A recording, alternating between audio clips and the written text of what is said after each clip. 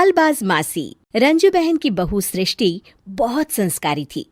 दोनों सास बहू बड़े प्यार से रहती और मिलजुल कर घर का काम करती थी। पर ये बात कईयों को तो अच्छी लगती, लेकिन कई लोगों को तो जलन का कारण बन गई थी। एक दिन सृष्टि से मिलने उसकी सहेली घर आती है। अरे सृष्टि, तू तो बड़ी अच्छी लग रही है। यहाँ तो घर का सारा काम करते करते हालत ही खराब हो जाती है। अपने ऊपर ध्यान देने का वक्त ही नहीं मिलता। तू तो बड़ी किस्मत वाली है। सृष्टि इस बात से हमेशा खुश रहती थी कि उसे एक अच्छा ससुराल मिला है। लेकिन एक दिन रंजू बहन की दूर की मौसी उसके साथ रहने आती है। अरे तू क्यों सारा दिन घर का काम करती है? बहू को बोला कर घर का काम किया करे। अरे है तो वो भी बेटी की तरह ही ना, और मिलजुल कर काम जल्दी हो जाता है। तू तो बड़ी सीधी है। देख कैसे मटक मटक के सारे घर में घूमती है तेरी बहू। मेरी बहू होती तो इस वक्त मेरा पैर दबाती। क्या ये तेरे पैर दबाती है? पैर तो कभी नहीं दबाए इसने मेरे। ये सुनकर रंजना मौसी समझ जाती है कि उसने अपना काम कर दिया। अब जल्दी सास बहू में जंग होगी। मौसी मुस्कुराती हुई वहां से निकल जाती है। एक दिन रंजना मौसी सृष्टि से कहती है, तुम्हारे कान के झुमके तो बड़े सुंदर लग रहे हैं। जरूर तुम्हारी सास ने दिए होंगे। नहीं नहीं मौसी, मेरी माँ ने दिए हैं। अच्छा, फिर तेरी सास मुझे क्यों कह रही थी कि ये झुमके उसने तुम्हें दिए हैं? उसे झूठ नहीं बोलना चाहिए था। वैसे तुम्हारी सास ये भी कह रही थी कि तुम्हें खाना बनाना नहीं आता, तभी उस बेचारी को सारा दिन तुम्हारे साथ काम करने के लिए किचन में लगना पड़ता है। ऐसी तो कोई बात नहीं है। मुझे खाना बनाना नहीं आता। अरे मैंने तो खुद उन्हें खाना बनाना सिखाया है मौसी। रंजना मौसी वहां से चली जाती हैं।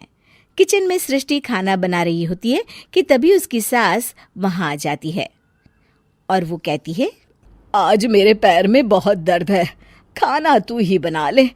और वैसे भी मैंने सुना है कि मुझे खाना बनाना तो तूने सिखाया है। हाँ माँ जी, सुना तो आपने सही है। वैसे मैंने भी बहुत कुछ सुना है, लेकिन क्या बोलूं। दोनों सास बहू को झगड़ते देख बाहर खड़ी रंजना मौसी मुस्कुराने लगती है। बड़ी आई थी प्यार से रहने वाली। इन्हें कोई बताए सास कभी माँ नहीं बन सकती और ना ही कभी बहू बेटी। शाम को रंजना मौसी सृष्टि को बुलाती है। अरे सृष्टि बेटा, जरा एक कप चाय तो दे दे। मौसी, चाय आप माँ जी से ही ले लीजिए, मैं किचन में पैर भी नहीं रखूंगी। वैसे भी मुझे कहाँ आता है चाय बनाना। तभी वहां रंजू आ जाती है। वो सृष्टि की बात सुन लेती है। हाँ हाँ बहू रानी, तुझे तो कुछ नहीं आता। रंजना, तो तू एक काम कर, तू ही चाय बना ले। और हाँ, सृष्टि को भी चाय दे देना। इसे क्या लगता है ये चाय नहीं बनाएगी तो क्या हम चाय नहीं पिएंगे? अरे हम पिएंगे भी और पिलाएंगे भी। रंजना मौसी थक कर उठती है। ठीक है रे रंजू दीदी, आप जैसा बोले। रंजना चाय बनाकर लाती है और सोफे पर बैठी सृष्टि और रंजू को चाय देती है। अच्छा, मैं थोड़ा मंदिर तक जा रही हूँ, रात में देर हो जाएगी आने में। रंजना देर रात घर आती है तो सृष्टि को आवाज लगाती है।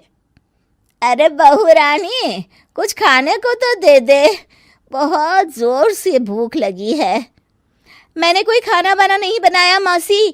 वैसे भी आपकी बहन तो कहती है ना कि मुझे खाना बनाना आता ही नहीं।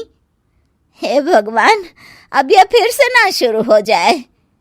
तभी वहां रंजू आ जाती है।